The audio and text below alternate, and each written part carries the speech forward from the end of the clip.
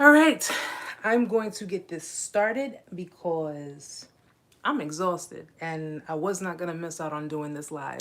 Hey, Gil, welcome. I noticed that you've been showing up. Thank you for the support. Thank you for showing up. And in case anyone's wondering, I am recording in my son's bedroom. My aunt's here to take care of him for me. Thank you, Gil. I appreciate that. My aunt's here to take care of him for me. So while I'm working, because his dad's away and she's in my domain in the living room. So it's going to be a Star Wars night tonight. And Sean, you want to say hello? Come up. You don't want to say hello? No? Okay. I guess he doesn't want to say hello. I guess he's I'm not sure yet. Gil, his dad deals with all of that, with the Star Wars and the movies and all that stuff. He does all of that. As you can see, his little skinny white legs right here in the corner. But he's being a good boy, quiet, staying in the corner. So, yeah, I decided to. I didn't want to like skip the live, and I didn't want to postpone it. So I figured, might as well just do it in his room, right? So guys, welcome to Intuitive Vibes Narc Survival 101. If you're new to the channel and you are just joining us, stick around because you might hear something that you may need to know, something that you may need to hear pertaining to your situation. And of course, to all of my returning subscribers, welcome back. Oh, and if you guys are new, please be sure to go through my content, go through the videos, because a lot of people find them to be very helpful, especially pertaining to certain situations in their lives. Guys, I'm exhausted. I really am exhausted. I've been working all week, last week, and today was just a very hectic day for me. But like I said, I wasn't gonna give up on doing this live for you guys. So guys, I hope you guys had a great weekend. I hope that. Wait a minute. I'm getting my days mixed up. Today is Tuesday, right, guys? Please. I am so out of it, dude. I am so out of it. Just remind me, today is Tuesday, right? If it's not, oh well. Okay. I have mixed up all my days. It's Tuesday, right? Okay, perfect. I'm just like, I'm out of it. I really, really am out of it. It's just been such a crazy day today. It's been so busy, and I'm like, I don't even know what day it is. I don't even have a calendar in my house. Oh, and by the way, guys, thanks to Amanda for bringing me the battery for my smoke alarm. So when I do future videos, you guys will not be hearing the beeping sound in the background anymore. Okay, so I know a lot of people will be happy about that. There will be absolutely no beeping sound in the background. Yes, I know, Gil, it is about time. But she came, she brought me the battery, she took care of it, so I'm happy about that, even though it really didn't bother me, but I know it was bothering you guys. So thank you again, Amanda, for bringing me the battery. She brought me 2 of them, okay, with battery life up to 5 years. So you're never going to hear a beep again, okay? So guys, I hope you guys had a great weekend. My weekend was, it was fun. Hung out with Amanda and we had a great time. We talked about a lot of different things. And I know a lot of you have seen my recent videos of my own personal story. I actually got a lot of feedback in regards to it. And I'm very appreciative, guys, really, really appreciative of you, showing love and coming out and just, just taking the time to listen. It was a very, very big moment for me because, I mean, I hadn't spoken to anybody in regards to it other than like really close friends, and it was something that I really needed to get out for myself. But it was more so, hi, relax, welcome, sweetheart. It was more so to really like let you guys know that I understand. Thank you, Andrea, thank you so much. It was really more for to encourage people, really encourage people to, not be ashamed. Don't be ashamed of, what you experience. Do not be, don't be bitter about it. I mean, as you can see, the first video compared to the second one, the first one, it was difficult to do. but it was something that I needed to, to say in regards to what I've endured, what I've gone through.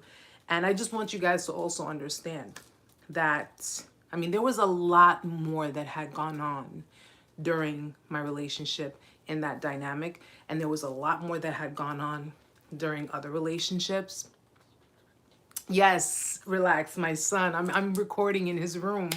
I was saying earlier that my aunt is here to babysit for me, and she's in the living room watching, relaxing, and I wanted to still do this live with you guys. So I am in, I'm in my son's room, and as you can see, he is a big, avid Star Wars fan, loves it.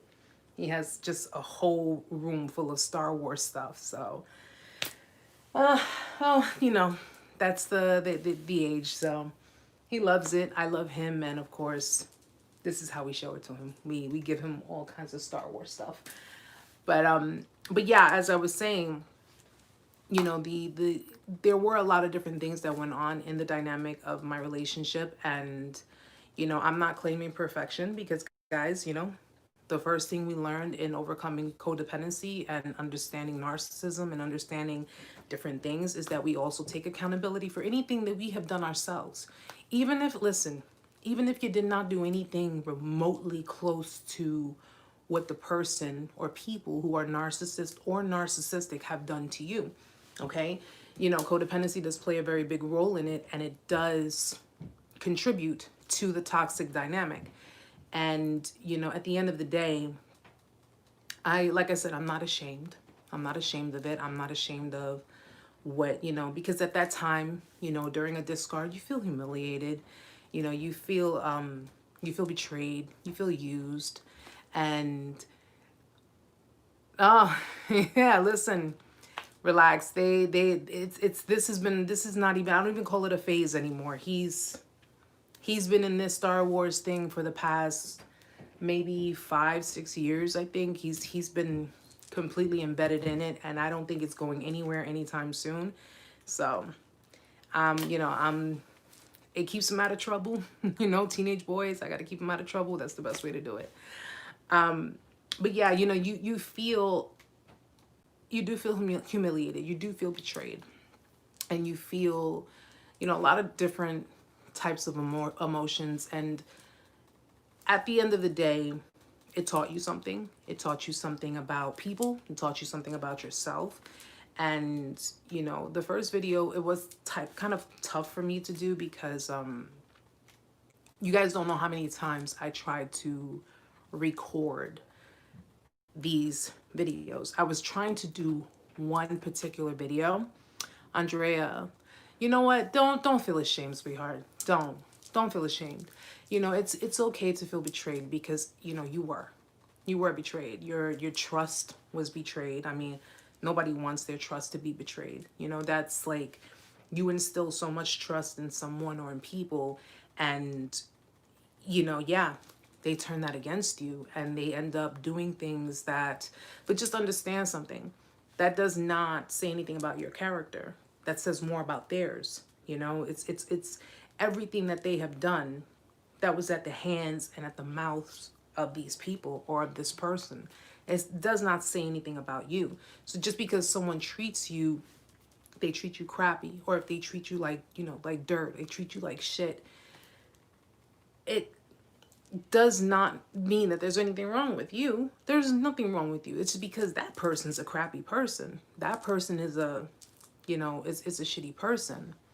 Yeah, don't ever, take it in and say to yourself, oh, this person treated me like this because I was like that. No, everybody's responsible for themselves, okay? And if you had someone who treated you just like beyond, just beyond ridiculously, because the way they act during these stages, it is ridiculous. It really is.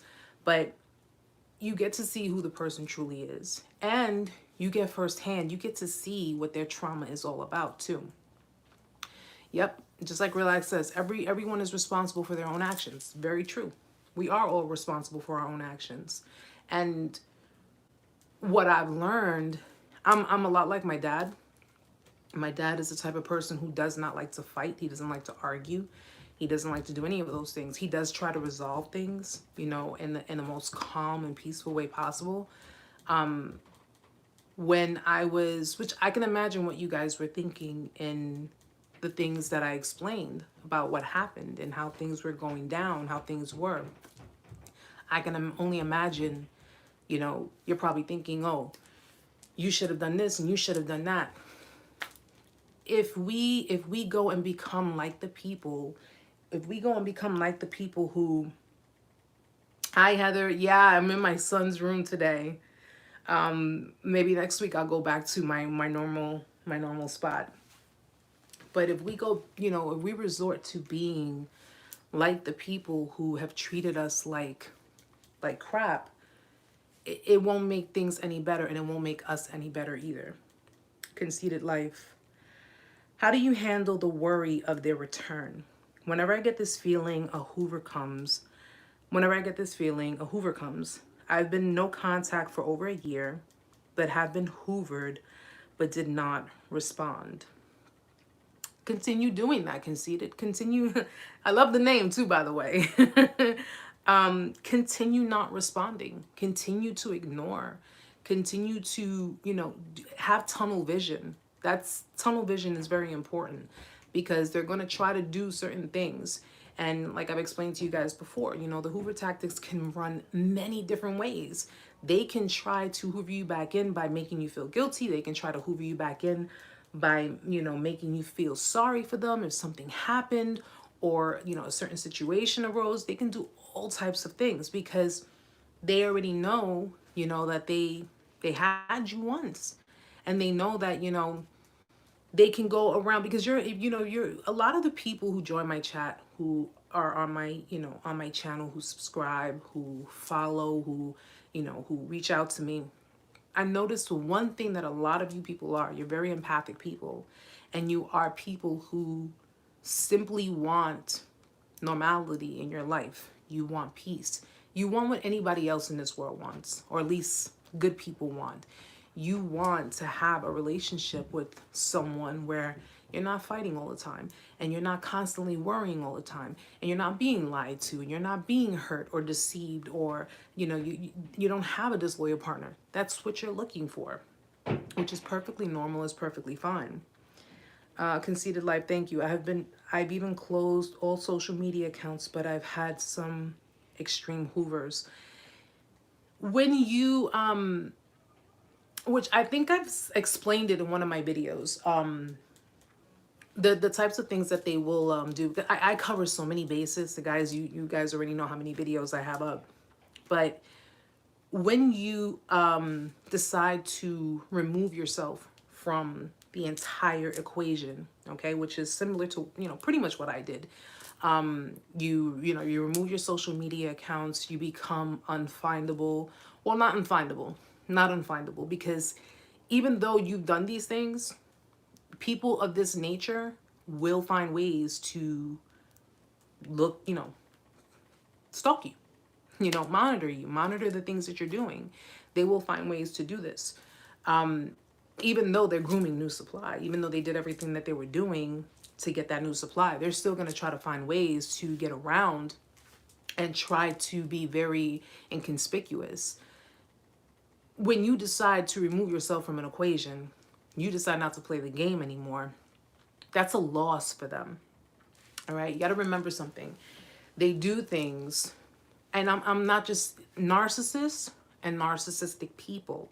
All right, guys, remember, just because someone is, you know, someone could be a narcissist, or someone can be extremely narcissistic and not be a narcissist, but we're putting them in the same category for sake of argument, because at the end of the day, everything they do is pretty much the same. It's pretty much the same deal. Andrea, I get hoovered through phone calls from weird numbers. I don't answer. 14 months, no contact. I have a restraining order on him. Sometimes it be that way, you know? Sometimes it has to be that way. Because when they see that you are no longer, you know what it is? Truthfully, what I think it is, 1 minute you were in that, like, really, really, that pit. you were in that confused state of mind, and you were like, you really didn't know what was going on, and you really were trying to figure things out, and if you were anything like me, and I explained to you what happened with me, if you were begging for them to stay, if you were trying to make it work, even though you knew that everything that was going on prior to the discard was unhealthy, but if you are codependent and you have unhealthy attachments, you will tend to misconstrue attachment with love. And I told you guys to be careful with that, right? Because attachment and love are two different things. You love someone to where you can attach to them, but you're attaching to them in a healthy way. When you are just attached to someone, you're confusing that with love because you're attaching to that person based on your own trauma. Okay? So if you will say you're codependent, and let's say you're attached to your parent, your mom or dad, and whether mom or dad is a narcissist or not, because I told you that codependence can come from avoidant attachment, okay? Whereas your parent is avoidant with emotions and feelings, so you're going harder and harder to try to attach to the parents because you're afraid they're going to abandon you. You're afraid they're going to leave you behind. It's the same dynamic if you're in a relationship with a narcissist. You are not in love with the narcissist, okay? Because love does not abuse you. Love does not treat you that way. It does not verbally abuse you, physically abuse you, emotionally or mentally. It does not do any of that. Anyone who says love hurts clearly was a victim of a very toxic relationship, because love is not supposed to hurt you. All right. So when you're going through that motion and you're sitting there saying, but I love this person, but I love this person, but I love this person, and why are they doing this to me? Why are they doing this to me? All of the red flags were showing before the discard even happened. But because you were so embedded in that attachment with the person, you were not paying attention to the red flags. You were not realizing that I'm going to be, and I don't want you guys to take this the wrong way, because a discard is a horrible thing to go through. But that was probably the most healthiest point of your life. Okay? Yeah, because people avoid, they ignore red flags. But, that discard was probably at that point the most healthiest point of your life, because, if you're anything like me and you believe in God, it was divine intervention, hun. It really, really was. It was just something where, excuse me, you were going, yes, my flags were red and on fire. You know what it is, guys? You walk around with the rose tinted glasses. And when you walk around with the rose tinted glasses, everything looks the same color. Everything looks the same color. When you wear a veil, it's kind of fuzzy. You can still see, but it's kind of fuzzy. You're really not, because you're so embedded in that attachment. That's what you're embedded in. You're embedded in that attachment with a toxic person. And in most cases, when you stay in a relationship with someone who is clearly toxic, who is clearly not really about the dynamics, making it healthier, making it better. Rather, they run and they abandon the whole thing, but they do it in such a horrible way. You're dealing with someone who is just clearly, it's like I said in my video, they're a broken soul. They're broken. They really are broken. And, listen, if God gives us free will and he gives us choices, we could follow him, or we can stay and, we could stay and do whatever it is we want to do. If the Almighty, who blesses us, who, saves us, who can manage to do so much for us in life, cannot get through to these type of people, and by that I mean because they have free will, so they choose not to be involved with anything in relation to the good side of things. We as people, we're not going to have any luck doing it either. We're not. And I'm not saying I don't encourage unconditional love. I do, but I encourage unconditional love with someone who doesn't really put conditions on you. Okay? People tend to say, well, you should love people unconditionally if you are, if you are a follower of God, and if you believe in God. I can give you unconditional love, but from a distance. I don't have to be in your life. I can send good thoughts to you. I can send, prayers. That's unconditional love. Praying for someone is unconditional. But staying in this dynamic, staying here after you treated me like crap and you did all of this, and then you have the audacity, because that's the thing that kills me most about this, is how entitled they are. They feel so entitled to you in your life that, listen, I don't know how many cycles you guys have gone through. You may have gone through several cycles, or you may have gone through different cycles with the same person. But if you went through it once, me, I'm a one-time kind of person. You do it to me once, I I can't trust you after that. It's very hard for me to trust someone when they have completely lost my trust. But if you manage to give someone the benefit of the doubt, and you say, because you didn't know about the narcissism, you didn't know about any of that. But if you manage to give someone the benefit of the doubt, and they manage to show you again what they're capable of, and again, but this time they managed to do it in a worse way. Like, it's just a lot worse than the previous time. You gotta let that go, because it's clear. It's clear as day. Fool me once, shame on you. Fool me twice, shame on me. But there is no third time. Andrea, true. After 6 years, it all went down one night violently. He went to jail. That was the end. It happens that way. Relax. Unconditional love does not mean that you have to put up with physical abuse, mental and emotional. You're absolutely right. You're absolutely right. Relax. Throw in isolation too. Yes. Yes. When people, the reason people do these things, and this was actually the point of what I wanted to make in doing this this live, when I decided to do my videos and I decided to give my story.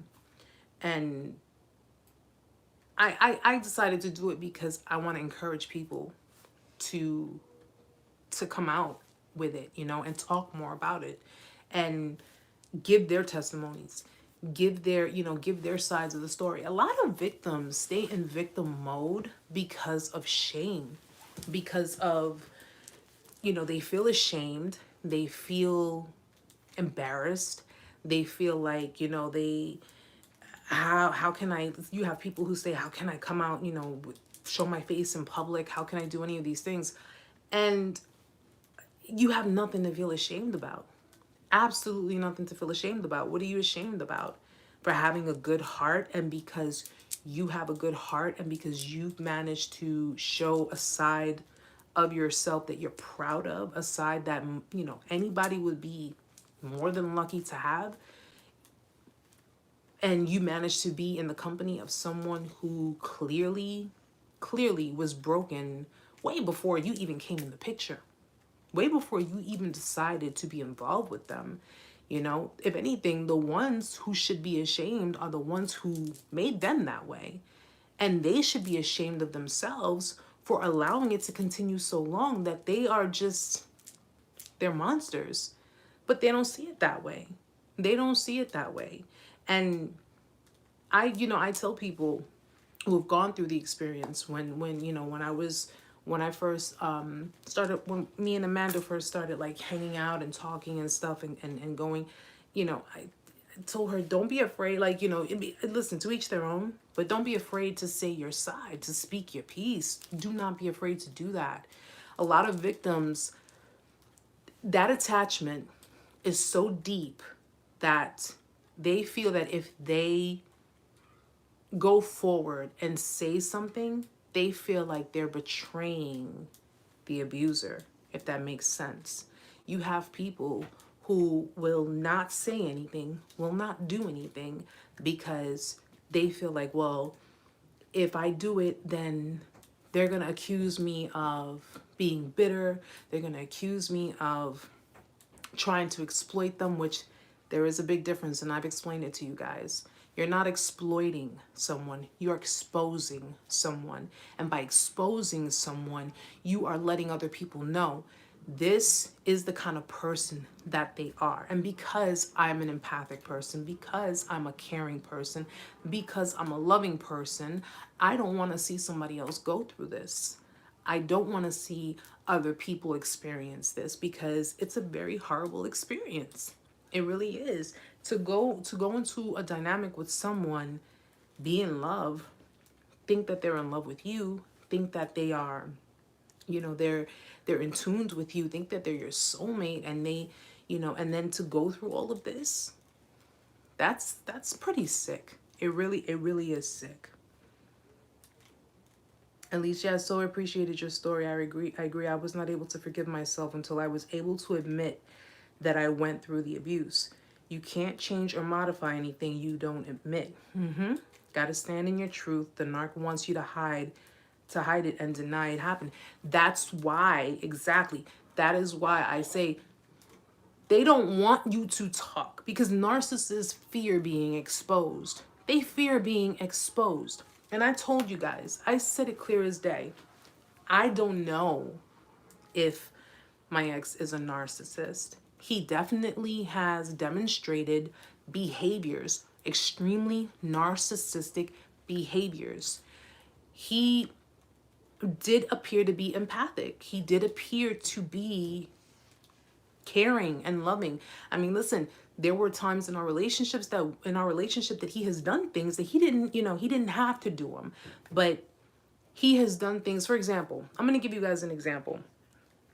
I was looking for an apartment, and I was, went through a situation and I needed to get an apartment ASAP, and I was like kind of running out of luck, and he came forward and he helped co-sign an apartment for me. And it was for me and my son. He understood that, I have my son, and he said, "Hi, Jade. Welcome, sweetheart." He, he did me the favor of co-signing for me because I was in a bind and I needed to get it done because, I needed to get a place for my kid.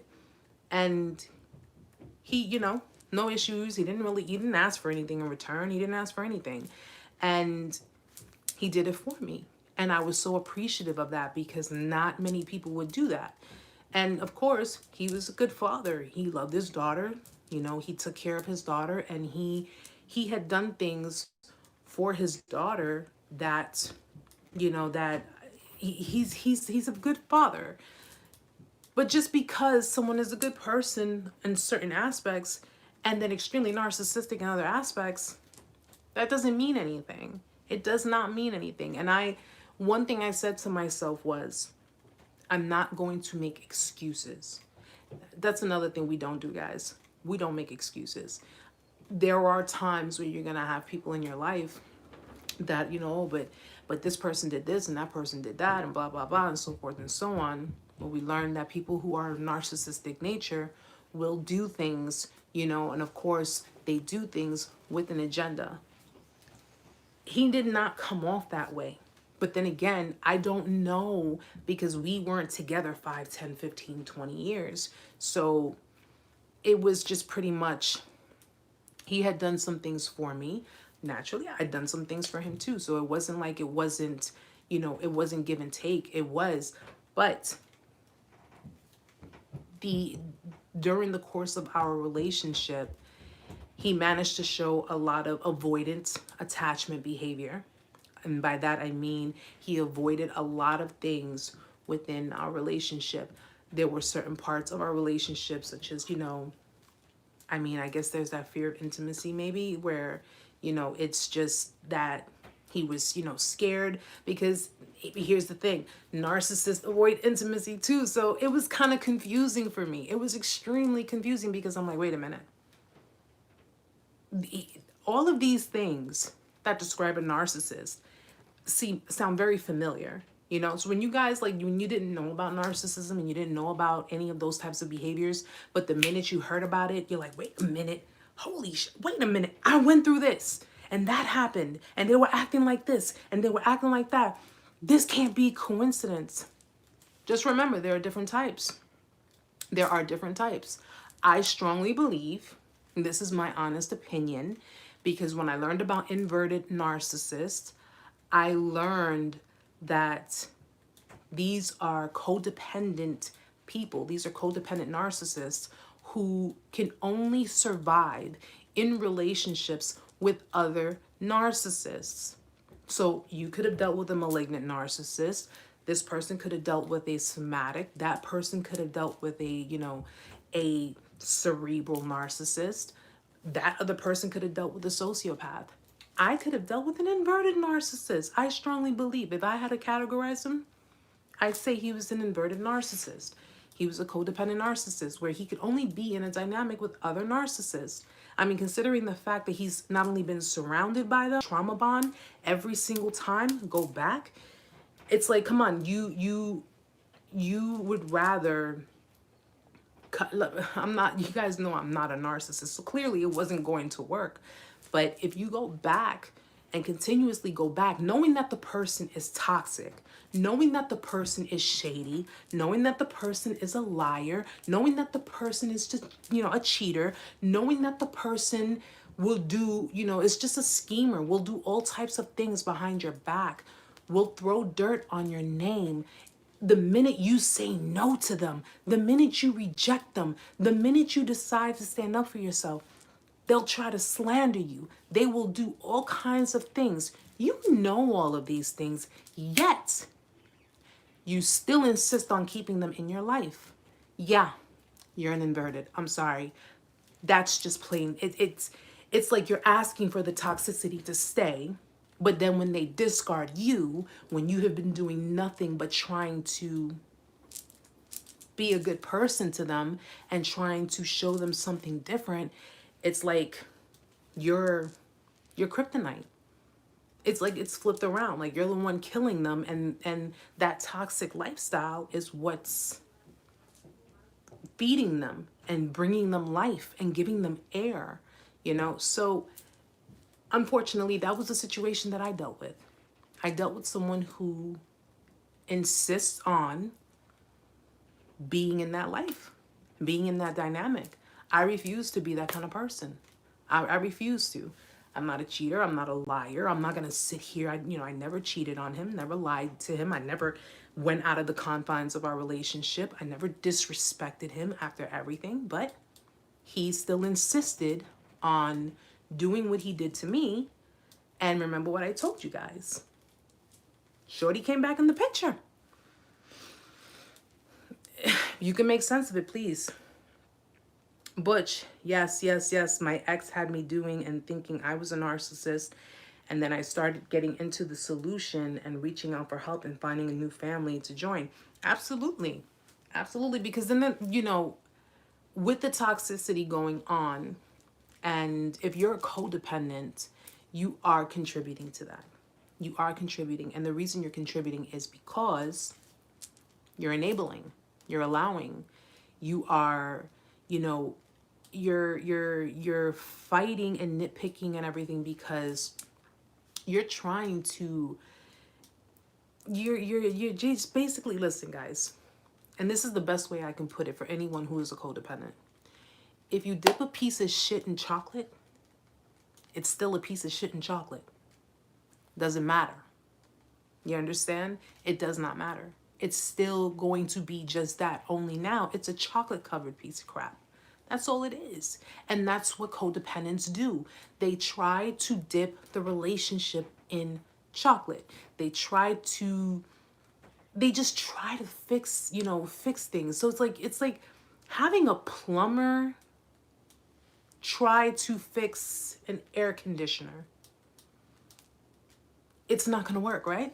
Because you're not trained for that. You're not going to be able to. That's kind of like what codependency is in these dynamics. You're trying to fix something that really isn't meant to work. It's not meant to work. I'm telling you guys, narcissists that come in your life are there for one reason and one reason only, and that's to help you overcome your codependency. So I'm thinking God said, look, let's knock two birds with one stone, okay? I'm going to give them their karma, but at the end of the day, I need you to wake up. I need you to wake up from whatever crap it is that you had going on in your past. Because as a codependent person, you are suffering trauma until you have nothing left. Yeah. Yeah. Absolutely. Absolutely. Yes. Girl, I tried my best to make something out of nothing. It is what it is. Absolutely, Alicia. Because that's just the way it is. That's the way it is. And I hadn't realized that I had endured narcissistic abuse throughout my relationships. I didn't realize that until I went to therapy, and then she was like, this is, but I'm like, but wait a minute. I went through something similar before with, with other people, and it didn't affect me. Like, I was still in my codependency. I just went and I moved on from, from it. So I went through the pain and the emotions and I moved on from it. And I guess in this case, initially, I was really in love with this person. I really was. And I really thought that this was the one. I like literally thought this was the one. I had never, the way I responded, the way I reacted, I had never done it with anyone else, guys. Never.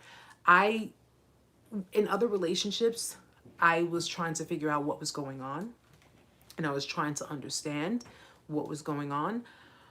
But then I was like, you know what? It's not worth it. I'm moving on from it.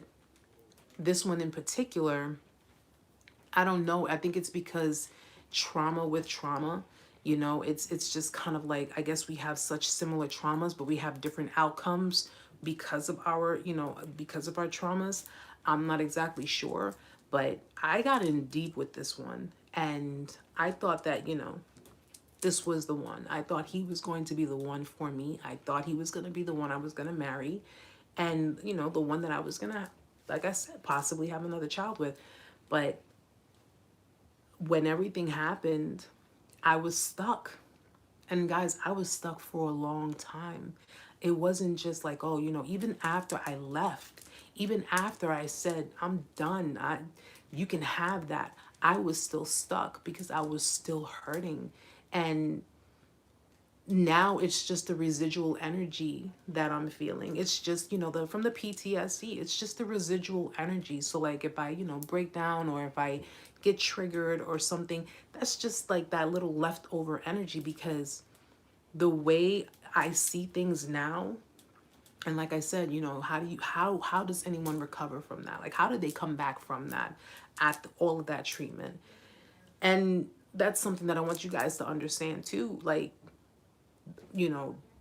listen, if you chose, and I'm going to tell you guys straight up, if you ever chose to say to yourselves, well, you know what, for argument's sake, I'm going to give this person another chance because they have appeared to have changed, or they're proving to me that they had changed, or they are, they're really, really working hard to change. I don't judge anybody. I don't. And if that is something you choose to do, then the only thing I can tell you guys is to protect yourself. Keep your guard up. Okay? And it doesn't happen overnight. If someone is really proving and showing you and they're going to be consistent, guys. They're going to be consistent. So if you start noticing holes in anything, or if you start noticing that they're doing things that they shouldn't be doing, or those red flags are starting to pop up, because now that you've experienced it, now you know what a red flag looks like. Now you know what a red flag looks like, and now you know what you will and will not put up with. Conceited life. I'm still stuck after counseling. This was my first experience like this. I agree. You still feel energetically tied. That's how I can feel when a Hoover is coming. I didn't give, me personally, I don't give opportunity for that. I really don't. I don't give opportunity for that. If you did me dirty, you're going to know you did me dirty. And I'm going to tell you that you did me dirty. And at the end of the day, you're going to know how I feel. you're going to know how I feel. This is why they don't really bother with me. They don't bother me. They don't bother with me. Because once I've said what I said, you know, and it's funny because my ex told me. And then the most, you know, I can't really like say it the exact way he said it because my son is sitting here. That's how bad it was. But he just pretty much said, you know, say what the F you mean and mean what the F you say. And at that time, I was like, you know, I was hurting. You know, when you're hurting and someone's like doing all kinds of stuff to like to hurt you even more. So you kind of want to hurt them back, and you kind of want to like, you know, and I'm not gonna lie, I was like, you know what? Take me off of Facebook and do this and that. And you know what? Fine, I'll leave your life forever. I'm not denying that, guys, because that's how I was. You know, I'm out of your life for good. I'm out of your life for good. And then you kind of go back and you're like, how could you do this to me? And then and they're coming at you and they're saying, well, I thought you were out of my life for good. So now you're doing this and that, da da da da. Say what the F you mean and mean what the F you say. When I started to see things for what it really was, I started to say what the F I mean and mean what the F I say. And let me tell you something. I not only said it, but I put that shit on every fucking platform I have. Because if anybody thinks about fucking with me, trust and believe. Trust and believe. If I ain't here for next week's live, guys, y'all are my witnesses. Okay? Y'all are my witnesses. They will try to hoover you if they are under an impression that they have a chance. That what they're going to tell you, what they're going to, or whatever lie they're going to give you, if they feel it's going to work, a narcissist will not hoover you, guys. If they think there is a chance of rejection, they will not hoover you. They will not try it. They will only do it if they feel that they are going to be able to get over on you. If they're going to be able to, you know, get past that door. But other than that, if they see that you're steady and you're standing in the doorway like you ain't fucking getting in, bruh, or sis, you're not getting in, they're not going to do it. They're not going to do it. You have to make those boundaries known. You have to make them known, and you have to, you know, you have to show them that you're not about the games. There you go. Conceded. Nope. Door locked. It is what it is. Okay. Letting go was the hardest thing for me. And people ask you, you know, what's the hardest part? Letting go is the hardest part because you have so many, you know, you have memories, you have so many things that have happened that made you feel good at one point.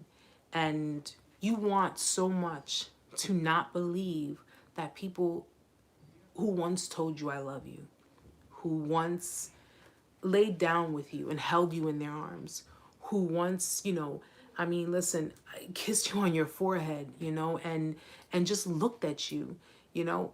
I mean, I made a promise to the man that I would never hurt him, and he ended up doing it to me. I made the promise that I wouldn't hurt him. I made the promise that I would be there no matter what, and I stood my ground. I was solid, and I stayed my ground. I managed to. The funny thing is, he did mention to me, you made it sound like we were together 5, 10 years, 20 years.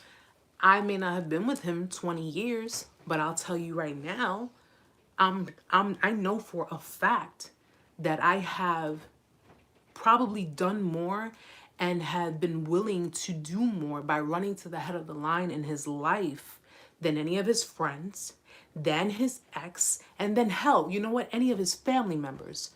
I was the one who would run to the head of the line. You need something? I'm there. You need me? I got you. You know, that was me. And I was only with him almost 3 years. But yet you can have people in your life 5, 10, 15 years and contribute absolutely nothing to your life.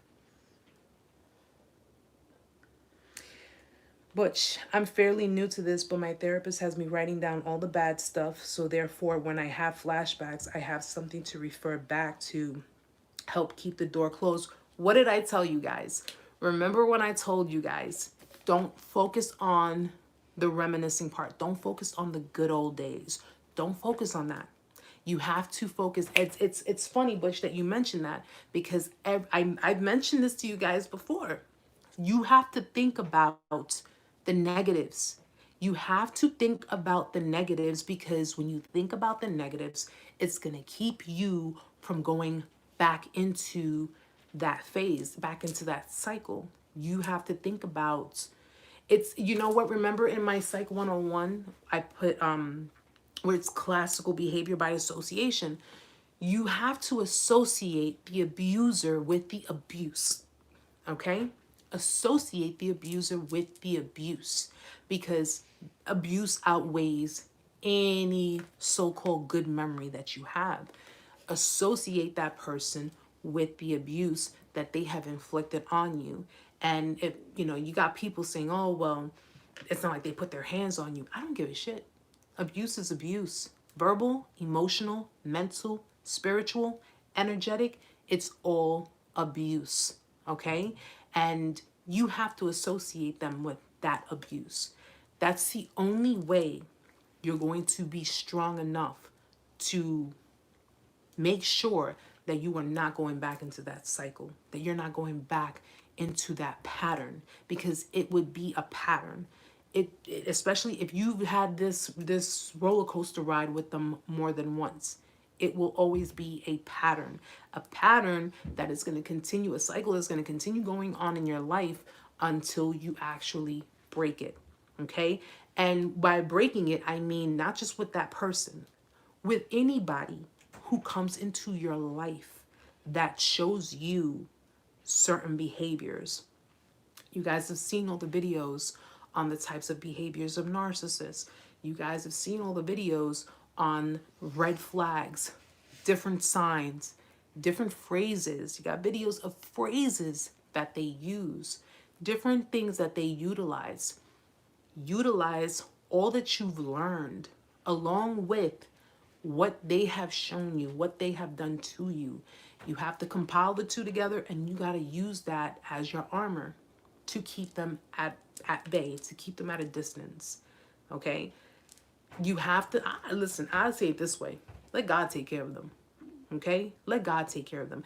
Because although our vengeance would probably be a bit less effective as opposed to God, at the end of the day, you'd probably have a better chance with me than you would have pissing God off. I'm just going to say it like that. All right? Because I've learned in life that it does not pay to be a bad person. It does not pay to be a bad person. It doesn't pay to be a crappy person. To treat people like crap does not pay, because that's all energy that people are putting out. So if you're a crappy person, you're putting that energy out there. You're going to get nothing but that in return. You're going to get that in return, because if you are being a crappy individual, when the time comes that you decide, Riri, hold on, honey, because your name is kind of long. Hi, Riri. Good evening. Welcome. When you put that energy out there, and then you decide to, I don't know, you want to be, oh, I want to be happy in my life now, and you know what, my bullshitting days are over. Oh, you thought you were going to evade that karma? You thought that was going to just go away, miraculously go away? No. If you spend your life being a crappy person, when you decide, oh, well, now I want to turn things around and I want to be a good person, or I want to do good things, you still have to pay for that. That's all right, sweetheart. That's okay. I'll stick with Riri. But I love the name, so you don't have to change it.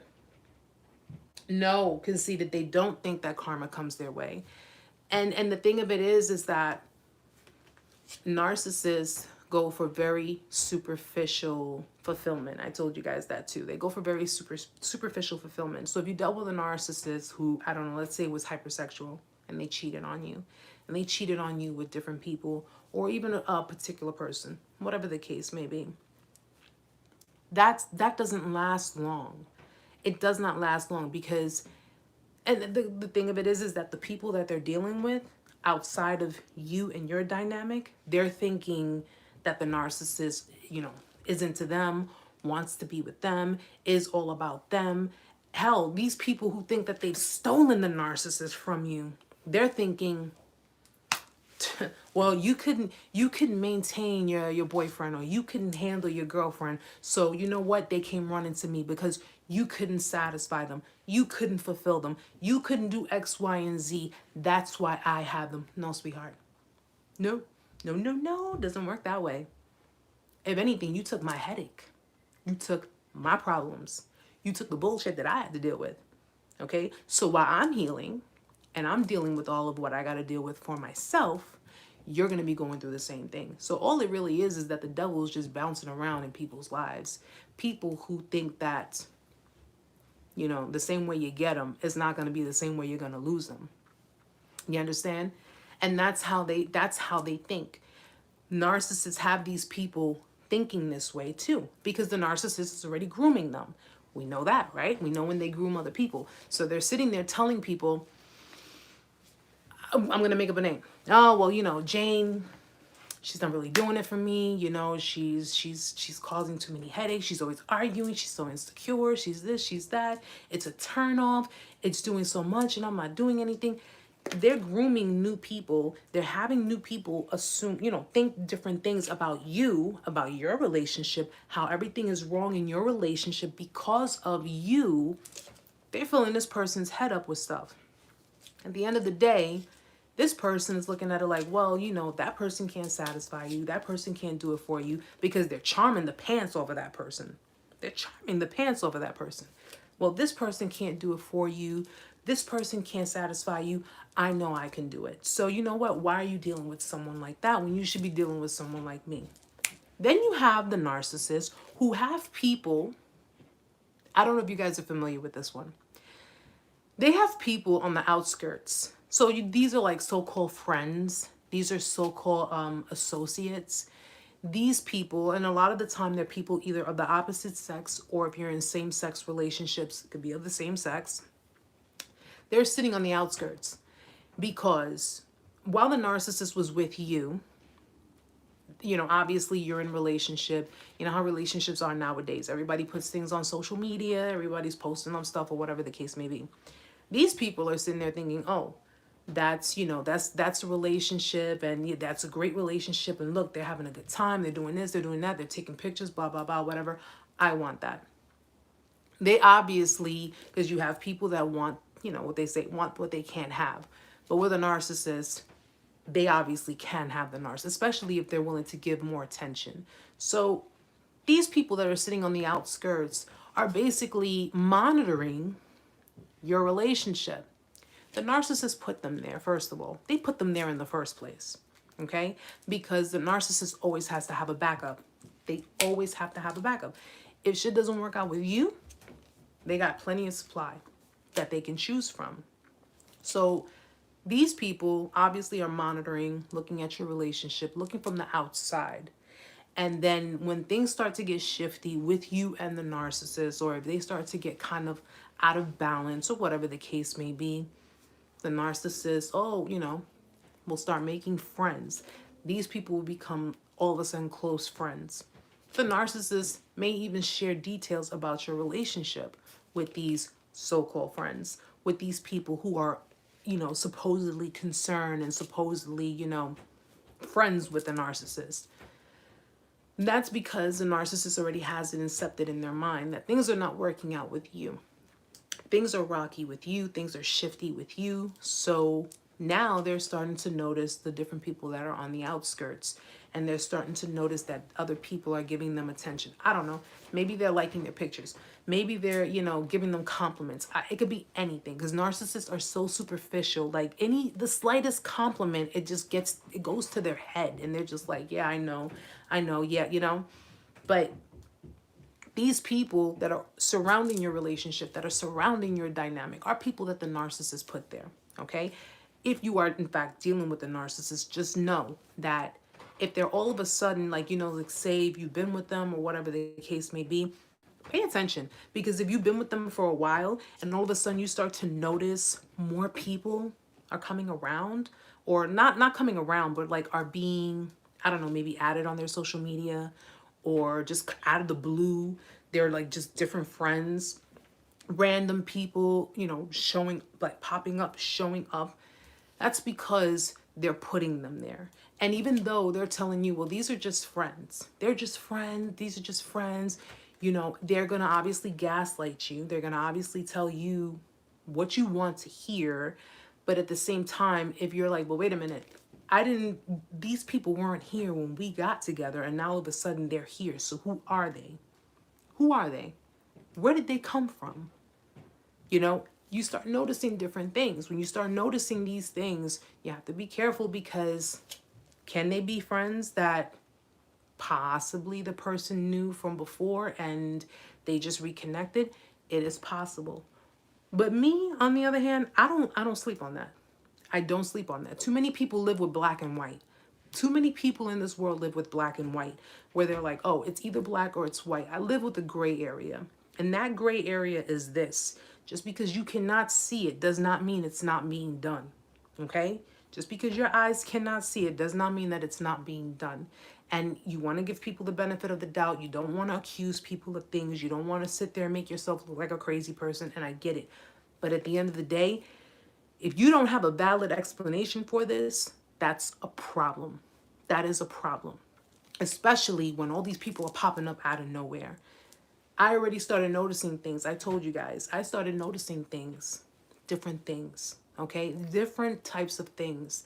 And I would bring it to his attention. And I'm trying to be cordial about it. And I'm asking questions. And of course, I get met with anger. I get met with, you're accusing me of shit. You're doing, why are you being this way? Why are you acting this way? Why are you asking this? Why are you asking? And I'm like, I just want to know. If I ask you a simple question and you are getting irate with me, or you're getting nasty with me, you're getting stupid with me, you have the problem, not me. Because I can ask a simple question and yet, oh no, conceited. Bite your tongue. Of course not. You can't question them. You can't ask them questions. You can't. He would ask me something. I'd tell him. I'd tell him straight up. I'm like, no. Yes. Possibly. Maybe. This person is this person. That person is that person. Honestly speaking, and I'll be honest, I think he was looking through my phone when I was asleep. I think he was looking through my phone when I was asleep. And I had nothing to hide. I had absolutely nothing to hide. But Riri, right, it doesn't matter that you approach calmly. They get upset because you're starting to notice things. You're starting to see things. And then when you bring it to their attention, it's a problem. It's a problem. When I did, Conceited says, when I did it, put back on me as insecurity. Exactly. And you know what's crazy? And that's deflection, by the way. It's deflection. But they basically, if you say, well, who is this person? How do you know this person? Where did you meet this person? First and foremost, you're not going to sit here and tell me that's my homegirl. That's your homegirl. So you've known, because I take homegirl or homeboy as in, I've known this person for years. We grew up together and we've known each other for so many years. That's what I take it as, I don't sit here saying that a man and a woman cannot be friends, just completely friends. I don't sit there and say that, because I have male friends that were just strictly platonic friends. But if this is someone, first of all, someone who ever enters the picture while you're together, they're just now entering the picture, and I've never heard anything about this person before when I first met you or anything to that effect, no, I don't think so. I don't think so. Alicia says, narcs never have people around for no reason. Every person gives some fuel on some, yes, on some level. Yes, they do. Yes, they do. They need constant, it's like they need the constant praise. Okay, they need the constant validation in their, in that superficial supply. They need that. They need, codependence. Again, guys, codependents need validation, consistent validation, because they lack the self-love. Yet codependents, and don't get me wrong, because you have codependents who could be cheaters, who could be liars, who could be, all of those things too. I'm not rooting for those people. I'm not. I don't root for people like that. I root for people who believe in loyalty, who believe in love and honesty. Those are the kind of people that I root for. So don't get me wrong, even though I talk a lot about codependency, I don't root for codependent people who do just as shady bullshit as narcissists, because you do have people, codependent people, who do that as well. It's unreal how they respond to questions. Yeah, it is.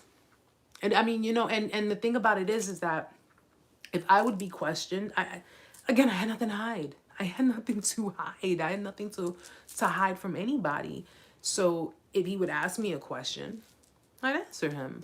I'd answer him like, okay, there are, and listen, there were times we've had conversations and he would tell me, well, you told me this, but it turned out to be that. I ain't gonna lie to you guys. I have bad memory. I do. And you know what? Amanda could vouch for you. She could tell you my memory gets shot. And I'm like, yo, there are certain things, like in my past, there are certain things that I block out because I just don't think about them. I choose not to think about them. So if you were to ask me, Erica, what happened back in 2002? Shit, if I know, I don't know. I can't remember. I can remember certain things, but I can't remember everything. But at the end of the day, if you were to ask me a question, I'm not gonna come at you like, well, why the fuck are you asking me this? I'm sorry, baby. I keep forgetting my son is here. Why the F are you asking me this? Or why are you even questioning me on? I don't need to do all of that. Okay. You want to know something? Ask me. And I told him that. You want to know something? Ask me. You don't have to go through my phone, but if you want to, go through it. I felt so confident. I felt so comfortable. Okay. And I was so secure with myself in the dynamic. I opened my phone in front of him. He seen me open my phone in front of him. I opened it with the code in front of him that he knows, well, not knows now, but he knew the code to my phone. Go through it. You're not going to find anything. You're not going to find anything.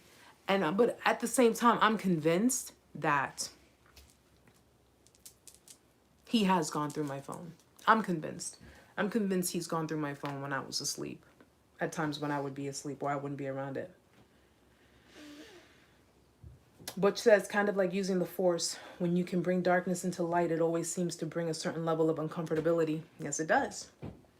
Riri says, same, I had nothing to hide. Yeah, I didn't care. I'm like, you want to look? One time I threw my phone on the bed. I said, you want to look through my phone? Go ahead and look through it. You're not going to find anything. There is nothing going on. I'm not doing anything. I'm not dealing with anybody. I'm not doing anything remotely wrong. But when it came down to me asking him, one time I asked him, can I use your phone? And it was funny because I had to, it was on Father's Day and it was a Father's Day present for me. We had dinner and I offered to pay. But I needed to transfer the money in my bank account because I don't keep money in one account. I keep it in my secondary account. So I needed to transfer money over. Where we were at, the reception wasn't good. I have Sprint. Sprint sometimes sucks, But I asked him, I said, listen, can I use your phone? And he's like, what for? And I'm like, I just need to log on to my bank account. I have to log on to my bank account so I could transfer the money over. And he was like, well, what's wrong with your phone? I'm like, there's no reception. When I saw the resistance, I was like, you know what? Just forget it. Just forget it. And I didn't want to make a big deal out of it because his daughter was sitting right there. I said, just forget it. Forget it. I get up, I go outside, and I get reception, and I transfer the money over. Okay? There was a time we were at the beach, and I felt some kind of way. And I'm not going to sit here and deny it because I did. And You know how at the beach, sorry, my battery. It's always a thing with my battery. You know, you see women at the beach, and let me tell you something, I'm not exactly a small girl. I'm not a size 5. I'm not a size, you know, and I've always had a complex about my weight. I've always, you know, had a thing about being chubby or being, you know, thick or whatever the case may be. And being in a relationship with someone who doesn't even take the time to tell you that you're beautiful, they think that by, oh, well, I'm here, that should be good enough. Doesn't work that way either. But in being in a relationship with someone, thank you, relax, thank you. I feel much better now. Trust me, I feel a lot more greater now because I've changed so many things about myself, guys. But I did it for me. I did it for me. And I feel so confident in myself when I walk out my door. Like, I'm going to be honest with you guys. This camera is not doing me any justice. I'm just saying. Okay? I'm just saying. But anyway, I'm getting away from the point. You know, being someone who just did not really feel beautiful and wasn't always told that, you know, I just wasn't always complimented, you know. I mean, it would feel nice, guys. Just remember, you got a girlfriend. Thank you, Riri. Thank you so much. But you guys remember, you know, girlfriends, they like to hear that they're pretty. Be nice to them and tell them that they're pretty. You'll have the best girlfriend in the world if you do that. If you just show that you're nice to them and you appreciate them and you call them pretty, okay? Call them pretty, because you know what? We like stuff like that. Even though we try to act like we, you know, big tough women, which we are, we like to be called pretty. Thank you, Conceited. Thank you. Riri, my ex was the same with compliments. Yeah, you know, it was, and in being in a relationship with someone who really wasn't telling me I was beautiful, constantly, you know, it was just like, it was kind of like pulling teeth. And I told him that. It's like pulling teeth with you. When was the last time you called me beautiful? And he was like, it was a long time ago. You never called me beautiful. He never called me beautiful. He never called me that. You know, I could tell he was attracted, but that's not the same. You know, sometimes you like to hear it. And I used to, you know, and with me, I used to like, it was genuine, guys. I would tell him, send me a picture. And he's like, no, I didn't get my hair cut. I didn't do this. I don't care. Just send me a picture. And he'll send me a picture and I would like put up those emojis with the heart eyes and stuff because I was attracted to the man. And I was so embedded, you know, and I was just so genuinely in love. And, you know, I adored him. And I couldn't even really get that in return. But when we were at the beach, you know, you go to the beach and it's like already, you're already kind of intimidated because, you know, you got some females there.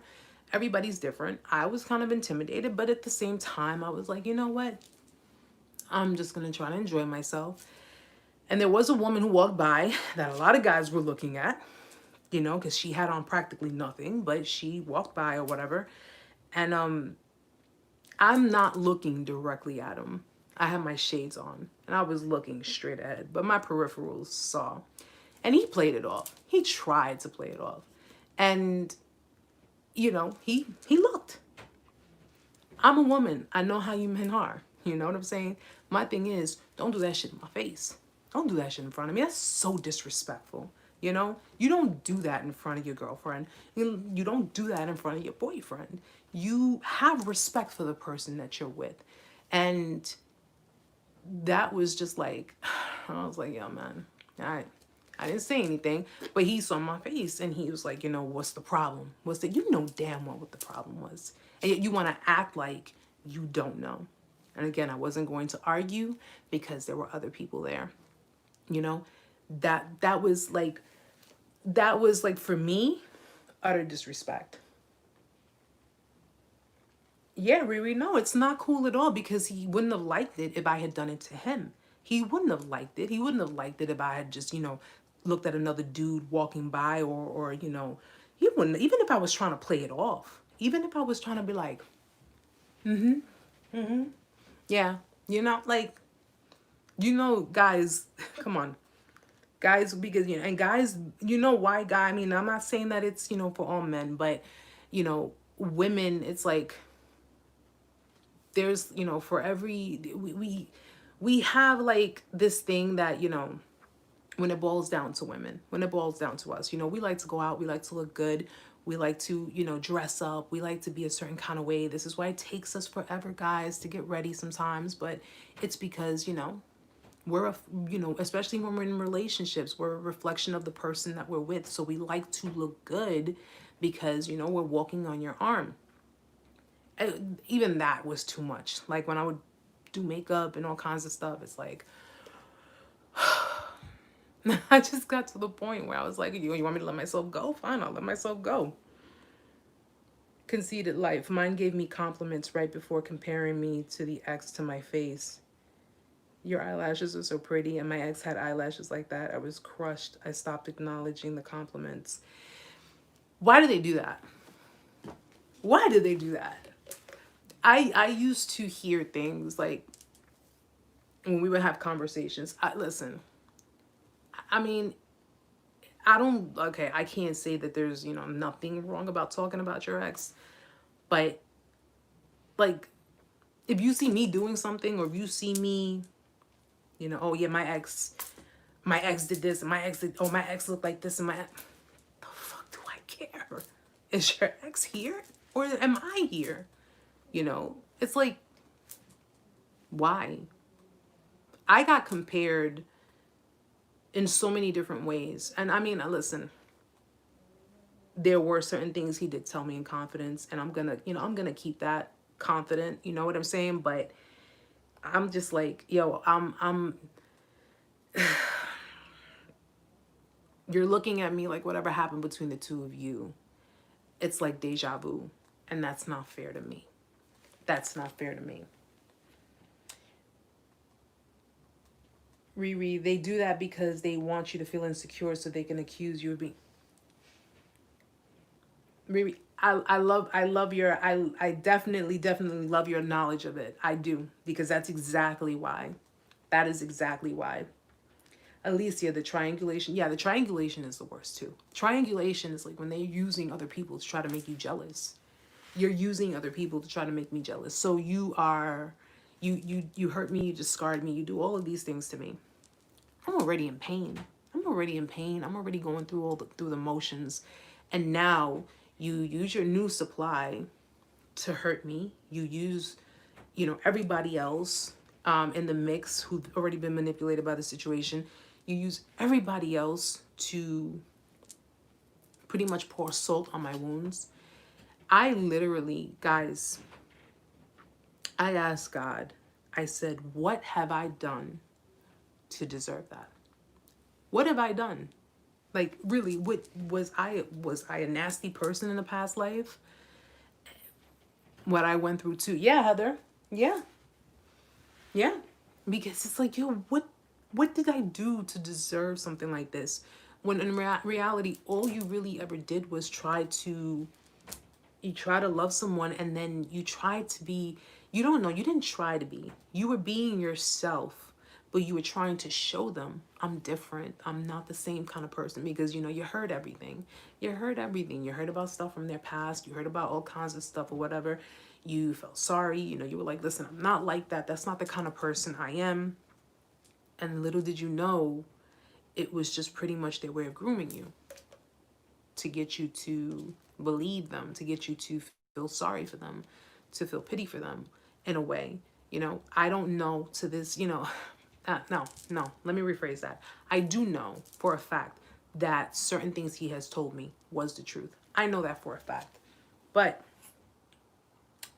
conceited life, or brings a new supply to you and introduce them to you and suggests you get to know each other and all hang out together. I often wondered what karma brought them into my life. Hang out with each other? They told you to hang out with them? Seriously? And introduce you to them and suggest you get to know each other and all hang out together. Man, bruh, that's like, no. Let me tell you something. When it boiled down to it, I agreed with when I was with my ex, I agreed to have cordialness, because I really did not know at the time. I didn't know anything about his ex. Did not know her from a can of paint. Okay? Did not know her from a can. Let's be honest, I don't know. I still don't know her. Like that. You know what I'm saying? I never spoke to the chick. I've never come in contact with her. I've never, I've like kept my distance when it came down to, and I did a lot of that based on what he had, like he had told me in regards to how their relationship, their friendship is. I really couldn't. I never met this chick, but I didn't sleep on her either. I'm the kind of person, I'm like, listen, I'm in his life. I'm in your kid's life. At the end of the day, I will give the benefit of the doubt. If he says, this is the dynamic, out of respect for your kid, because it's not even about him. It's about your kid. Out of respect for your kid, I'm going to keep it cordial. When he told me they're friends, when he told me that they have each other on, Facebook or whatever, he told me he was forthcoming only after I asked him about his Facebook, because I didn't even know he had a Facebook until I heard the sound go off on his phone. That's how I knew. And I'm like, so you have a Facebook? And he was like, yeah. And I said, when were you going to tell me? And he was like, well, I didn't think about it and blah, blah, blah, and all that stuff or whatever. But because of the fact that I acknowledged that he had it, of course, he had no choice but to tell me. But anyway, neither here nor there. And, again, I had no quarrels with this chick. I had no quarrels with her whatsoever. I did not know her to have any issues with her. I did not know anything really personal, per se.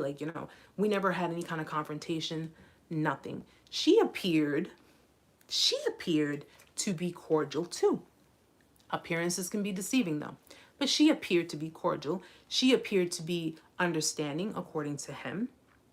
Okay, my ex, my kid's father, we've had our differences. We've had our issues. We've had a lot of problems. We work together as a team to take care of my son. My son is disabled, so we do what we have to do. But at the end of the day, it ended between me and him. It ended between me and him. There were certain situations that arose from that ending. And of course, listen, let's just put it this way. At the end of the day, Erica gets the shitty end of the stick. Let's just put it that way. But anyway, when it came down to her, I did not know her. I don't know this chick. I don't know anything about her, I do know that y'all got a kid together. Y'all are friends. Me and my ex, we're not really friends. We're just, co-parenting. That's just the way we do it. But according to him, we're friends, da-da-da. All right, I'll give the benefit of the doubt. And that's what I did. And what happens? Over time, things seemed fine. I didn't have any issues with her. None whatsoever. Because I'm like, I'm not having any reasons to have any issues. But when it came to when I was in the relationship with him, something about her, it was just something about her. Ladies, y'all know what I'm talking about. When you got something in your gut that just something don't feel right. It was just something about her. I didn't know what it was. I didn't know why I was feeling this way, but clearly there was something there that made me feel this way. So I'm not denying it. You know me, guys. I don't lie to you. I tell you like it is. I tell you straight up. I'll tell you if I was stalking a bitch. And yes, I was watching a bitch. I don't know. There's something about you I don't like. There's something about you I don't trust. So guess what? I'm going to watch your ass. And that's exactly what I did. She got mixed up with someone else. She was dealing with somebody or whatever the case may be. I'm thinking to myself, all right, no problem. I'm with him. You doing you. Apparently, I was under the impression there was nothing going on between the two of them. Cool. And that didn't last long, obviously, because, Erica just sitting here like, what's going to happen next? I saw what she was doing with the dude she was dealing with. She was shaming him. She was shaming him. And I, how I recognize that as being shame and smearing, and how she would talk to certain people on her social media, how she would treat she would treat certain people one way, but other people another way. And I'm paying attention, but I'm not realizing it. At that time, guys, I didn't know anything about narcissism. I'm not realizing it. So I'm like, damn, like you seem so happy. You seem so happy-go-lucky with the dude. You seem like, he's in your life, and he's, and the funny thing about it was, what I recognized was she wasn't posting pictures of him with and her on her Instagram, because her and my ex were never following each other on Instagram. She was doing it on her Facebook. Okay? Yes, Erica's FBI up in this bitch. So just if in case you need me for anything, you know what I'm saying? I take Visa, MasterCard, in some cases EBT, because, my son has a pizza fetish. But anyway, she was posting up on Facebook, because my ex was on Facebook. He wasn't on Instagram. And she was putting up all these pictures or whatever of her being with these dudes or whatever the case. But she never did it on Instagram. And I'm like, but you're doing it on one and not the other. Again, I'm like, some of y'all may look at me like, Erica, you're kind of, you're delving into psychoness, or you're drawing shit up in your head. But ladies and even gentlemen, if you understand what I'm saying, you understand where I'm going with this, please let me know. So I saw what she was doing, and she started like putting up posts about about dudes not being man enough and blah blah blah, all these other female narcissists do, basically shaming men, shaming them, and just saying all kinds of stuff, whatever. When it came to my discard, and it came to me and him separating, because when me and him were together, it wasn't nothing, because he knew better than to overstep that boundary while I was there. Because at the end of the day, as sweet as pie as I am, which I am sweet as pie, I will fuck somebody up if I need to. I'm just saying. And he's playing this game. So when the discard came, I can't say what happened when it came down to the two of them. So I'm going to tell you right now, I'm not going to assume anything. I don't know if he gave her an impression, or if she saw that I wasn't in the picture anymore, and she's like, fuck it, maybe it's my chance to maybe slide back in like I always do. Don't know. Really don't know, guys. But when it came down to us being separate and him doing everything that he did and saying a lot of the shit that he said to me, over to Butch, here is what was pointed out to me, that run the tape all the way through. I've been there and you've been there. I think we all have been there before and after that happy picture was taken. Of course, because a lot of people who post up on, happy pictures and all that stuff, you never know what happened before they took that picture. You don't know what was going on before that picture was taken, But at the end of the day, if we're like in my situation, I think she was just doing it honestly to try to get some kind of rise out of him. That's my honest opinion. Because you're doing it on one side, but you're not doing it on the other. And because me and him were together, and me and him were happy, I'm not going to deny that. Like in the beginning, we were happy. And he was doing things that indicated he was in a serious relationship. You're dealing with a female narcissist. Let me explain something to you. If you dealt with a female narcissist and you've managed to give her the benefit of the doubt on situations, and yet she still continuously has shown you why you should not be dealing with her. If she sees that you're in a relationship with someone else and you are actually serious about that person, better believe she's going to try her best to do things to try to get some kind of reaction out of you, whatever that may be. Okay? Whatever that may be. And I strongly believe that that's what that purpose was. Again, I didn't make sense of it until after I found out about the whole narcissistic abuse. But I definitely saw things. And when it boiled down to everything, he's shown me certain behaviors. I clearly saw that, you know what? Oh, Erica's out of the picture. Now she started following him here. He started following her. They started talking to each other. They started doing... You understand, Andre? You understand what I'm saying, right, Mama? Because I thought I was going crazy. I thought I was the psycho girlfriend or the psycho ex. But then people were like, no. You were reading between the lines and you started seeing shit for what it was. And at the end of the day, what happens? They're talking to each other. They're communicating with each other. And here's the funny thing, guys. I want to tell you. Alicia, Narc Strategy, she knew exactly what she was doing and she knew he was going to take the bait. Thank you. Riri, of course, you know how, and the crazy part about it is I tried warning him, but he didn't listen to me. I tried telling him, but he didn't listen to me. It's that trauma bond, guys. It's that trauma bond, because it ain't the first time, I'm pretty sure. And I'll tell you exactly what happened. Adrena, hey, I'm moderating in another live stream. I'll catch this replay ASAP. All right, honey, no problem. Yep. What happened was, after everything was said and done, here's my take of it, okay?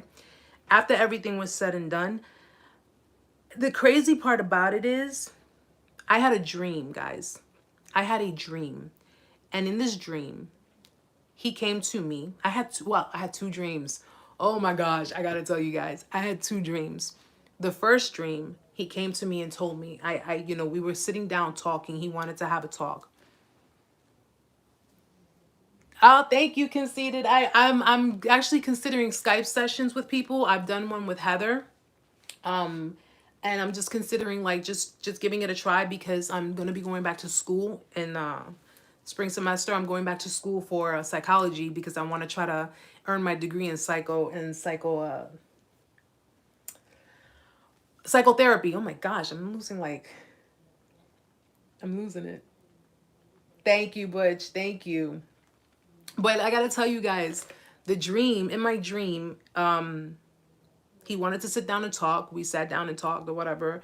And I was like, no, I can't trust you. You started talking to you started doing, you get back with your ex. I can't deal with, no, you're not gonna, you made me pay for everything that happened between the two of you. And now you want to talk to me. And after all this time, and you went, and he, in my dream, told me, nothing happened between us, Erica. He said nothing happened between us. The only thing we did, I took her out to dinner. That's all I did. But nothing happened between us. That's what he told me in my dream. Then another dream I had was, announce it when you were ready. I would attend part. Conceded, I'll definitely let you know when. Another dream I had was the chick was in my apartment. She was in my apartment, standing like in my living room. As soon as I opened my door, she's standing there looking at me. And I'm like, bitch, I know you're not in my house right now. And she was like, yeah. Trust me, guys. I mind you, I don't go looking for this stuff. She's in my apartment. And then I'm like, why the fuck are you in my house? You know what she says? She says, he told me he wants to be with me. He's been telling me he wants to be with me. He told me that he wants to make it work with me. He does not want you anymore, and blah, blah, blah, whatever. So I look over to him and he's standing there. And I'm like, is this true? Have you been telling her this? Is this true? In my dream, he can't open his mouth. His mouth was like, it was shut.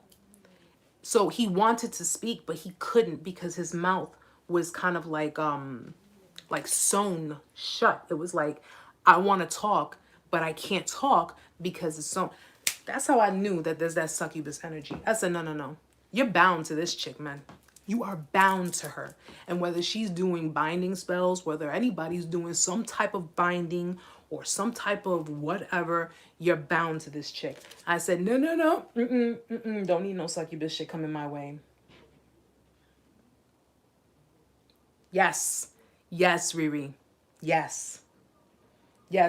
I think the same thing. I mean, you know what it is when it comes to, if you guys are familiar with succubus energy, or the succubus spirit, that's the spirit that, because when we create soul ties with people, we're bonded with them in a way. That's why they say cord cutting, they say energy cut, like cut the energy cord, just let it go.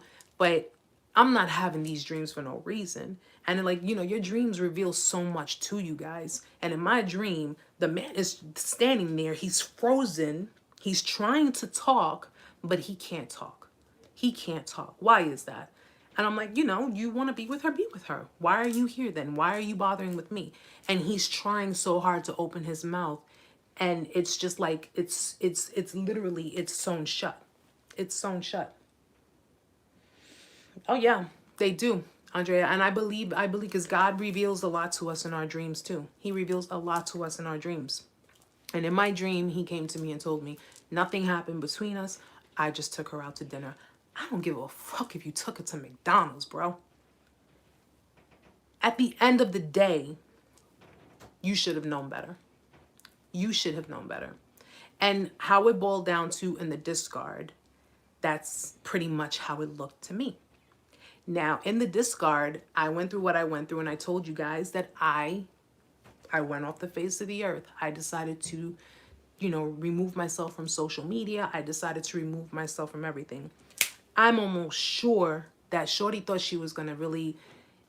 Did anything happen between them? I don't know, guys. I don't know. I do not know. And I don't really think I want to know, because I'm just like, I'm just so trying to get over, like, just the residual energy itself, just trying to get over it. But I am sure she tried to give him that, let's make it work again. Let's try again.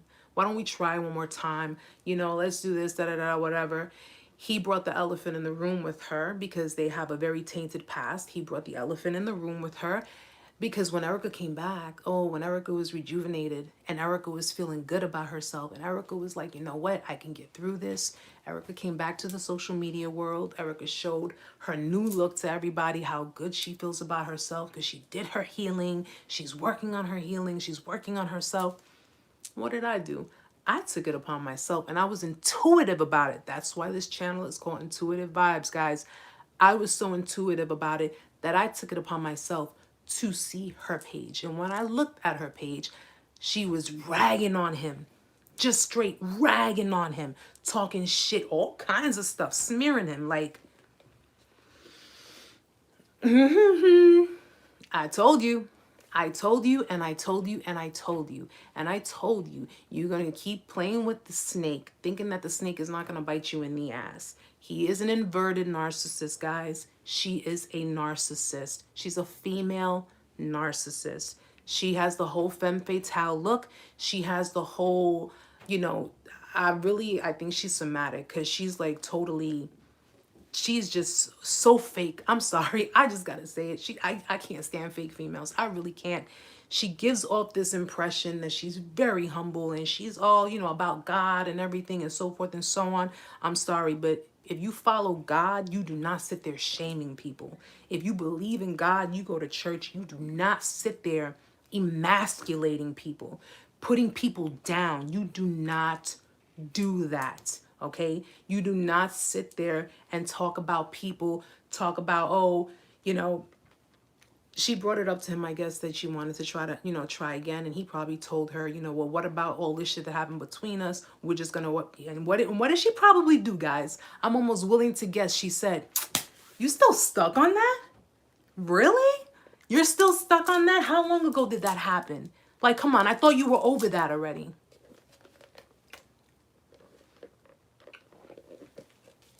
Because what do narcissists do? When you bring the elephant in the room, what do they do, guys? What do they tell you? They tell you, oh, so you just really, like, that happened 10 years ago. You're still stuck on that? Okay, and what about the other time that I gave you another chance? Oh, come on. I mean, like, haven't we grown up already? Haven't we,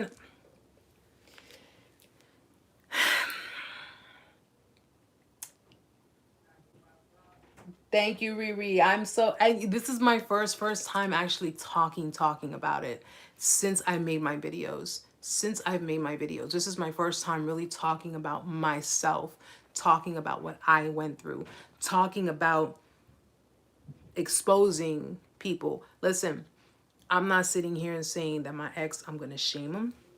I'm not doing that because, like I said, I loved the man at one point. I did. His behaviors were very toxic. His behaviors were very brutal, and they were very hurtful. Extremely hurtful, especially considering I was so respectful to him. But sometimes you have to point out that, your toxic behaviors, the way you are, is also due to your surroundings. What did I tell you guys? People who become narcissistic or who are narcissists, their surroundings play a big role. The people you consider to be friends or consider to be good people in your life, no. And it feels really good to talk about it, and to not only talk about it, but to talk about it with people who are going through it, because what you guys have experienced, I know you guys have friends. I know you guys have family. But at the end of the day, you need to be around people who have gone through what you went through, because they are willing to listen, and they're willing to understand, and they're willing to say, oh shit, I went through that. This is what a support group is all about. And this particular live, I was really more going for you guys just to say, listen, speak your story. Do not be scared. Don't be scared. Expose these fuckers for who they are, because you can open up so many people's eyes. The only thing I'm not doing is saying her name. That's the only thing I'm not doing, because, hey, if the shoe fits, wear it. You know what I'm saying? But don't feel ashamed about what you went through. Don't go through that. Don't say, oh my gosh, but if I do this and I do that, people are going to be mad. Fuck them. Because where were they when you were going through it? Where were they? They threw you to the gutter. They threw you to the side. They took everything you gave them, everything you did, every sweet word, every genuine gesture, everything. They took everything. And what did they do? They knocked you off your feet, and not in a good way. Don't feel ashamed to open your mouth.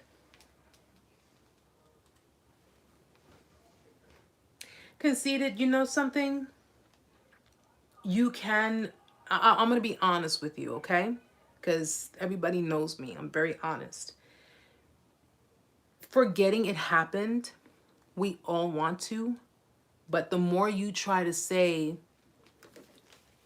I don't want to confront it, all you're going to do is suppress it. You're just going to suppress it. And that's, honestly speaking, that's something that my ex did.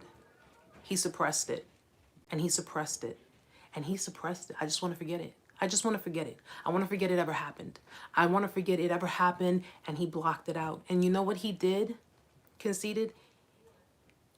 When push came to shove, he got triggered, and he passed that trauma on to me, and he hurt me. And I get it. Trust me, I get it, because all of us want nothing but to forget about it, to forget it ever happened. But you have to, the best way to deal with your trauma is to confront it. You have to. Because you can suppress it, you can lock it in the closet, you can put a bolt on the door if you want to. You can do all of that. And all it's going to do is it's just going to fester. It's going to fester inside of you. And it's going to really, it's going to build up, and it's going to build up. And just when you think, I've forgotten about it, just when you think, listen to me carefully, when you think you've forgotten about everything, and then you meet someone and you are, it's the same situation as me, honey. It's the same situation. He held it in, and he held it in, and he held it in, and he held it in completely. And you know what he ended up doing? He got triggered. And when he got triggered, he took it out on me. He took it out on me. And I had to get therapy. I had to go for therapy. I'm suffering PTSD because of his trauma, because of what happened to him, and because he did not know how to deal with it. He did not know how to control it. He did not know how to do anything with it. He went and he managed to, the same knife that went into his back, he managed to put that same knife in mine. And he hurt me beyond belief. And that's because he didn't deal with it. Because he did not, he just wanted to forget it. He just wanted to forget it ever happened. He wanted to walk away and just say, you know what? Out of sight, out of mind. I forget that it happened, and that's it. And then what did he do? He put it in the closet. He put it in the closet. And because he associated love, or his idea of love, with that trauma, he associated every bad situation with that particular trauma. When push came to shove and he was triggered because he thought, you know, you're just like everybody else. That's how he looked at me. You're a cheater. You're a liar. You're phony. You're this, you're that, whatever. And he took it out on me. And he took it out on me badly. To the point where, look at where I'm at now. Dealing with PTSD and getting through it. But trust me, I want more for you to forget it too. I wish we could forget it. But unfortunately, the more you try to forget it, the more it's going to pick at you, and it's going to eat at you, and it's going to just continue to bother you, and it's going to continue to hurt you. And it's gonna just really, it can end up destroying you, or you can end up hurting someone else because, you know, let's see. I understand where you are. I conceded that your strength comes from in your truth. Forgetting it happened does not work. Your spirit will still want to speak out. Yes. Yes, they share their story. They listen and support yours. Thank you, Andrea. We have already gone through the pain, so the tuition has been paid. Don't waste it. Get the lesson. Absolutely. Butch, I don't know why it's so much harder for men when I talk about narc abuse, conditioning, devaluing, discard, trying, hope. It feels like it falls on deaf ears because I had never heard of any of this. I hadn't heard of any of it either before I started doing my channel. Before I started going to therapy, I hadn't heard about any of it. I didn't know what narcissistic abuse was. I didn't know about any of that. And it affects men more when they deal with female narcissists. It affects them greatly and deeply because female narcissists are more manipulative. They're more toxic. They're more hurtful. They are more, it's just, they're more conniving, you know, and they're very, very stealthy. They're very covert. And like I told you guys before, I believe there are more female narcissists than there are men. And that's my honest opinion. I believe that there are. And a lot of female narcissists are the reason why. Well, you got female narcissists who are mothers. They're obviously raising their kids to be this way. You got female narcissists who deal with men.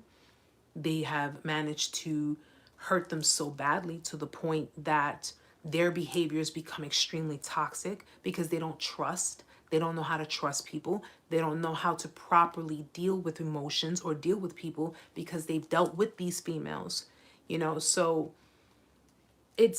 you don't really see a lot of men talking about it because first and foremost, we know this, guys, and let's be honest.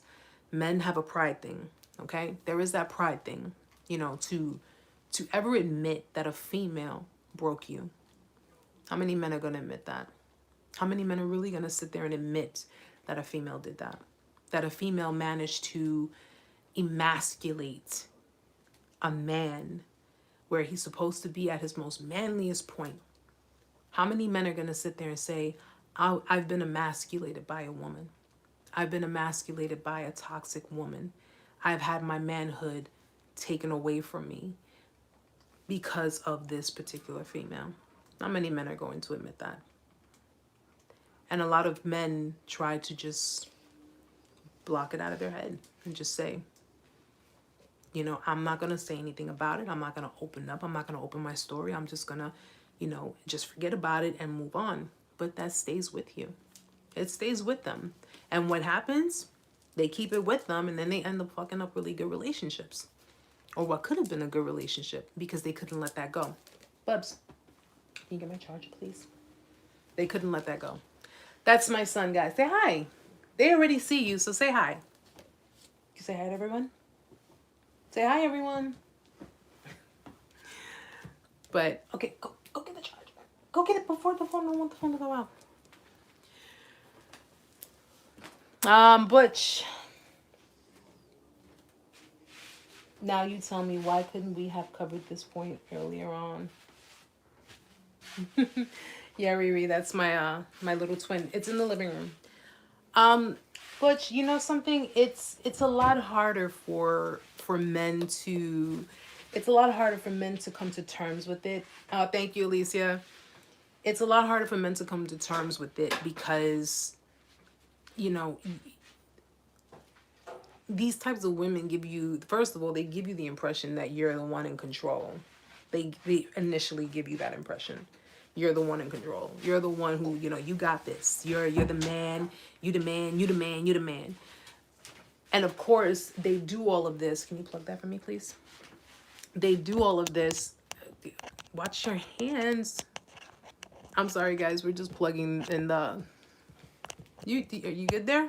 Thank you, buddy. You got to plug it in? Thank you. They do all of this because they're boosting up your ego. They're, you know, they're flattering you, and they're basically trying to get you, they're trying to get you up there. They put you on the pedestal, because I've explained this in a lot of my videos, but you got to look at my female narcissist videos, okay? They put you on a high pedestal.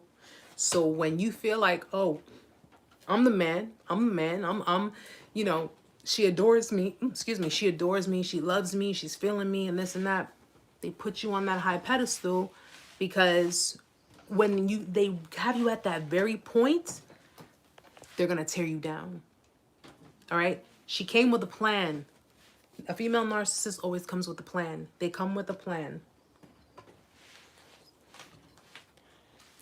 Have a good night, Riri. Yeah, I actually have to start getting ready for bed myself. But you have my email. You have my email. So just send me an email, okay? Send me an email, and maybe we can do an audio Skype. Okay? We'll try to figure it out for you. We'll definitely try to help you figure it out. I know you're going to therapy, and I know you're doing your thing too, so that's great. Continue doing that. But you want from a woman's point of view, from a woman's perspective, I'll be more than glad to walk you through with it, to help you with it. But you know, guys, listen, I just so appreciate the fact that you guys are here, and I appreciate the fact that you guys have been so supportive and have really...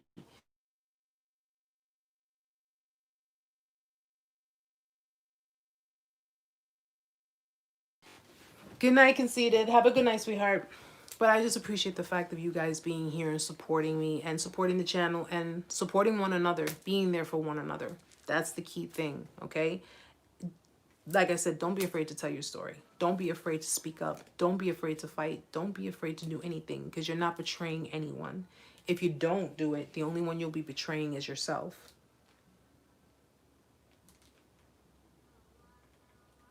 You're welcome, Butch. You're very, very welcome.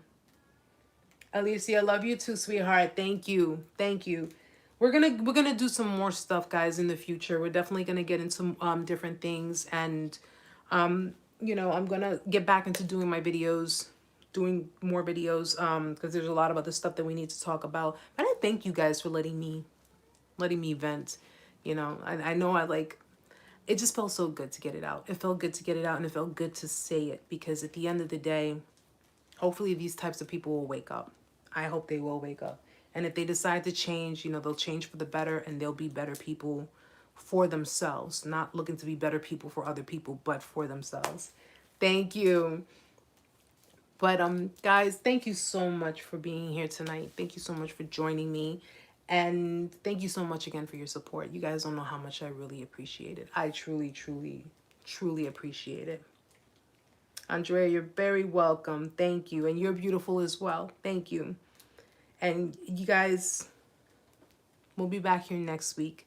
And we're going to talk about more stuff. In the meantime, I'll probably work on another video to maybe put up by the end of this week. If anybody has any suggestions, or if they want a certain type of video that they need, you know, they need help with, or they need help with me explaining certain things, definitely let me know. And thank you, Jade. You're very welcome. Thank you for being here. Thank you for being a big part of the team, because you've been a very big support too. I trust me, I've known you since I first started this channel, so I thank you so much. And I mean, whoever couldn't join, they'll catch it on the stream. They'll catch me ranting and raving and all kinds of stuff. So, but guys, again, thank you so, so very much. Thank you for letting me be able to talk about my story and just let it out. And it's like having just a group of friends who can understand me and understand everything, and me understand them. And that's what I'm appreciative. I'm so appreciative of it. So thank you again. So I'm going to get ready, because I gotta be up for work in the morning, and this little man has to be up for virtual learning. But I will see you guys here next week, 8 p.m. Eastern Standard Time. And for everyone who's new, who has subscribed, thank you for being here. Thank you for joining. And of course, to all of my existing peeps, love you guys. Thank you so much. Be sure to like before you leave. And if you have any questions, you know what to do. Leave a comment in the comment section. So guys, have a great night. Sweet dreams, all that good stuff.